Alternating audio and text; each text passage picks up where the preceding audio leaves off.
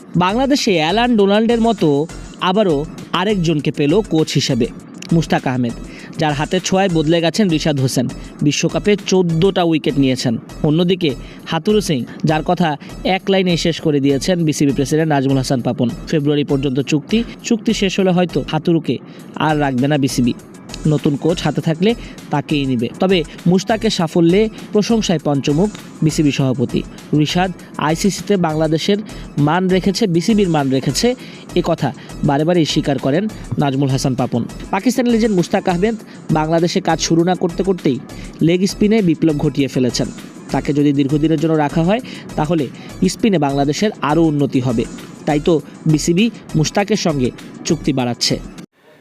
রিশাদের খেলা, তৌহিদ হৃদয়, ইভেন তানজিম সাকিব, এদের খেলা আমাদের চোখে পড়েছে, এদের খেলা দেখে আমাদের ভালো লেগেছে। তো সেদিক দিয়ে বলতে গেলে ওরা যে ভালো খেলেছে সেই এক্সপেকটেশন আমি করি নাই, কিন্তু করেছে সেই জন্য ভালো লেগেছে। এক্সপেকটেশনের চেয়ে বেশি ভালো করেছে। বিশেষ করে রিশাদের কথা আমি চিন্তাই করতে পারিনি। লেগ স্পিনার বাংলাদেশে খেলাই না, আমরা পাই না। সে জায়গায় ওয়ার্ল্ড কাপ খেলতে চলে গেল এবং গিয়ে সে ওখানে নাম করে আসছে আইসিসিতে। সো ইট ইজ সামথিং যেটা আমরা we should be proud of. হ্যাঁ, কোচিং প্যানেল নিয়ে আপনাদেরকে এইটুকু বলতে পারি, আমরা যেটা বলেছি মোশতাক ওর সাথে আমরা we are ready to extend, এই সিদ্ধান্তটা হয়ে গেছে। অন দি আদার হ্যান্ড আমরা আবার কিছু কিছু নতুন অপশনও খুঁজছি। অন্যান্য সব জায়গাতেই আমরা খুঁজছি যে দেখা যায় আমাদের কি কি অপশনস আছে। Thank you.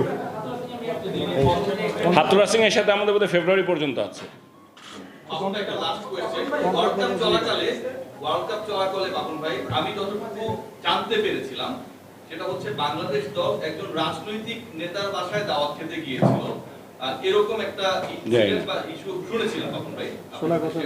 আপনারা কি এরকম কোনো কিছু শুনেছেন? এটা আমি শুনিনি, আমি সত্যি শুনি নাই, কারণ ওখানে রাজনৈতিক কে আছে আমি জানি না। I have no idea. আমি জানি না। Thank you. হ্যাঁ,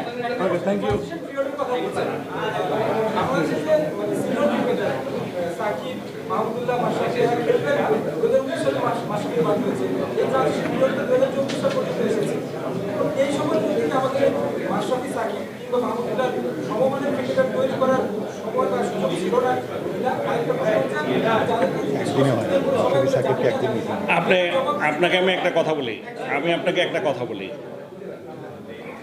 মুশফিক টি-20 থেকে রিটায়ার করেছে। কেন করেছে যাই না, মানে এটা আমাদের সাথে কথা হয়নি, অন্তত আমি জানি না। ঠিক আছে, মুশফিক যদি খেলতো তাহলে ডেফিনেটলি এখানে একটা ছেলে বাদ পড়তো না? নিশ্চয়ই পড়তো। আচ্ছা, মাশরাফি যদি খেলতো, মানে খেলবে না সেটা আমি বলছি, তাহলে কি এখানে আরেকজন বাদ পড়তো? মানে আমি বলছি এটা ইজ এ কন্টিনিউয়াস প্রসেস। আমাদের ব্যাপারটা হচ্ছে আমরা এবার সাধারণত একজন দুজন করে যদি চেঞ্জ করে খেলানো যায় সুবিধা।